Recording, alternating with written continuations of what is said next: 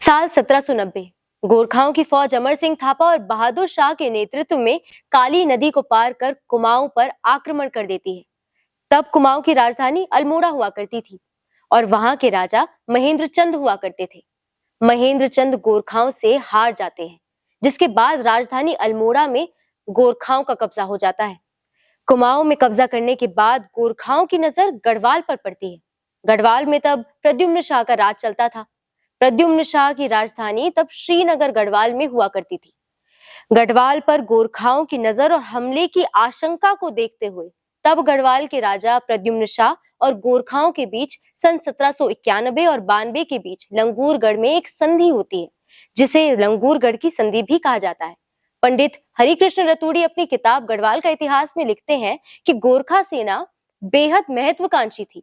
वे नेपाल से लेकर सतलुज नदी तक अपना शासन फैलाना चाहती थी। इसी मंशा से उन्होंने पहले कुमाऊं और फिर गढ़वाल पर हमले की योजना बनाई।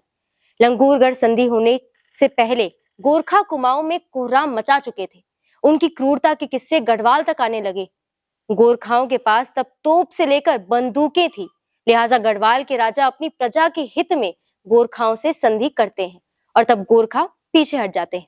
लेकिन बदले में गढ़वाल के राजा को लंगूरगढ़ संधि के मुताबिक 3000 रुपए सालाना गोरखाओं को देने थे, जिसके बाद गोरखाओं ने विभिन्न बहाने से इस रकम को बढ़ाकर 9000 किया और बाद में फिर बढ़ाकर 25000 कर दिया।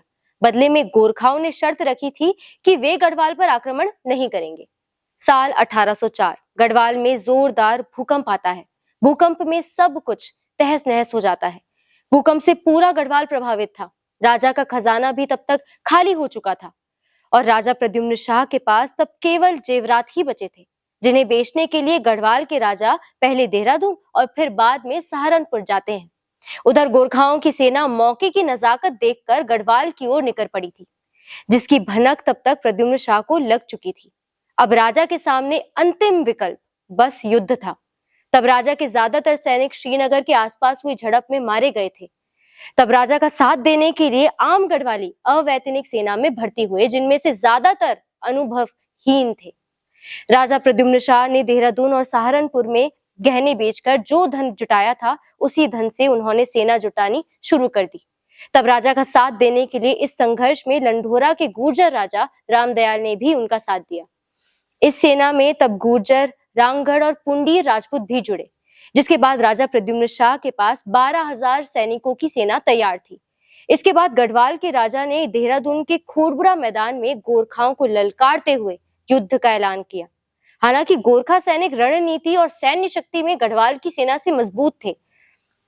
दोनों सेनाओं के बीच भीषण युद्ध हुआ।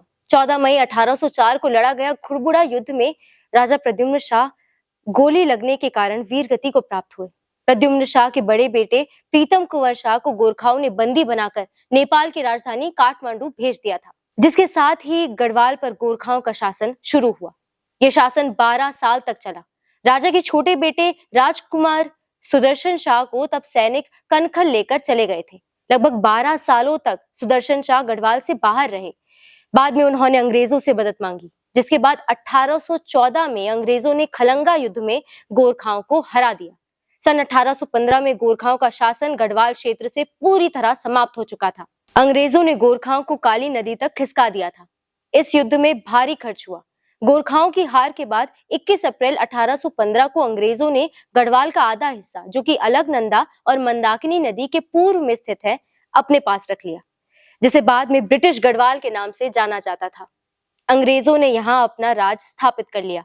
पश्चिम में गढ़वाल के शेष भाग में राजा सुदर्शन शाह ने अपनी राजधानी बनाई, जिससे टिहरी रियासत का उदय हुआ और गढ़वाल राज्य हमेशा के लिए समाप्त हो गया। इस बीच गोरखियाणी शब्द बेहद प्रचलित हुआ, जिसे गढ़वाल में लूट मार का प्रतीक माना जाता है। गढ़वाल राज्य के लिए राजा प्रद्युम्न शाह के बलिदान को सदैव याद रखा जाएगा। मेरा नाम है अनुष्का। आपकी इस विषय पर क्या राय है, हमें कमेंट बॉक्स में जरूर बताएं। साथ ही लाइक और सब्सक्राइब करें हमारे चैनल को, बेल आइकन दबाएं ताकि आप तक हमारी हर वीडियो पहुंचे। शुक्रिया।